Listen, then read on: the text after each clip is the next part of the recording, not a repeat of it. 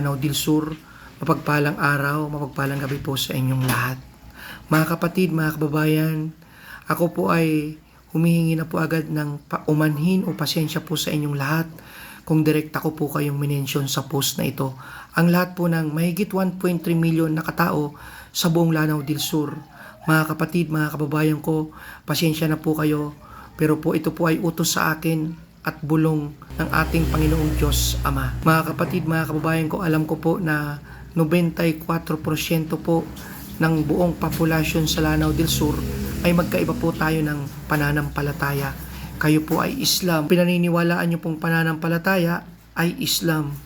Nirespeto ko po yun, mga kapatid, mga kababayan. Subalit, hindi ko po pwedeng baliwalain ang utos at bulong sa akin ng Panginoong Ama na kapag hindi ko po sinunod, sisiyasatin po sa aking mga dugo ang kapahamakan ng bawat bayan, ng bawat probinsya na kanyang inutos po sa akin. Kaya mga kapatid, mga kababayan ko po sa buong Lanao del Sur, sa mahigit 1.3 million na katao po dyan, tayo pong lahat ay nire-remind ng Panginoong Ama na malapit na po ang pagbabalik ng ating Panginoong Jesucristo.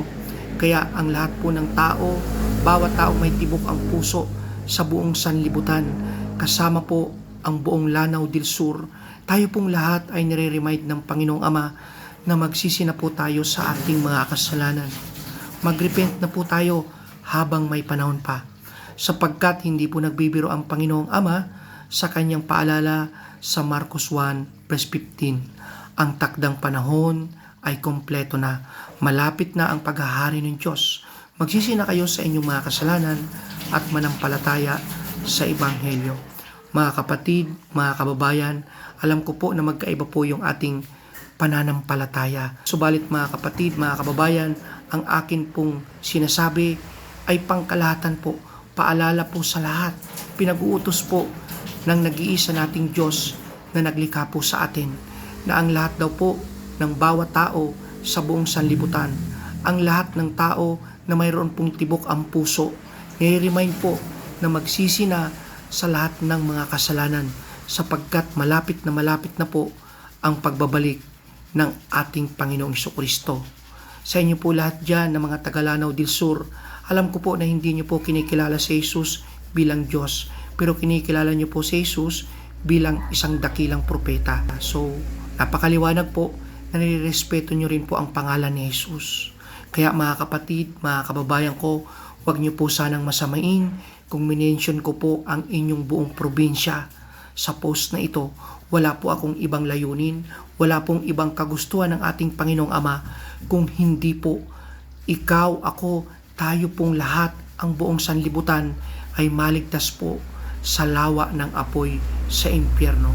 Kahit ano man po yung ating mga pananampalataya, Katoliko man po yan, Islam man po yan, or kahit ano pa man pong pananampalataya na ating kinabibilangan, wala pong ibang nais ang ating Panginoong Jesucristo. Wala pong ibang nais ang ating Panginoong Ama kung hindi tayo pong lahat ay makaligtas sa lawa ng apoy sa impyerno at maranasan po natin ang buhay na walang hanggan sa kaharian ng Diyos. Kaya mga kapatid, mga kababayan ko, huwag niyo po sana itong masamain. Pinapaalanan rin po tayo ng ating Panginoong Ama sa nakasulat po sa Mateo 16 verse 26. Ano ang papakinabangin ng isang tao kung makamtan niya ang buong sanlibutan, subalit mapapahamak naman ang kanyang buhay? Amen. Hallelujah. Praise the Lord. Mga kapatid, mga kababayan ko po dyan sa buong Lanao del Sur, nare-remind po tayo ng ating Panginoon na walang kwenta lahat ng makukuha ng mayroon tayo sa sanlibutang ito. Diploma man, degree, pinakamataas na degree, pinakamataas na posisyon, kasikatan, maraming pera o maraming kayamanan. Wala pong halaga lahat yan kung wala po tayong maayos na relasyon sa ating Panginoong Jesucristo, sapagkat sa huli, sa impyerno pa rin po itatapon ang ating kaluluwa.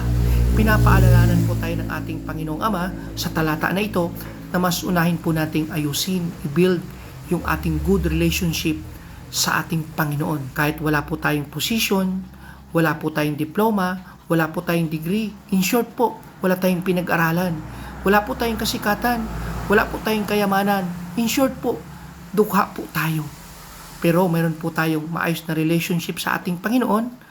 Mayroon po tayong pag-asa na makadaan sa makipot na daan at maranasan po natin ang buhay na walang hanggan sa kaharian ng Diyos.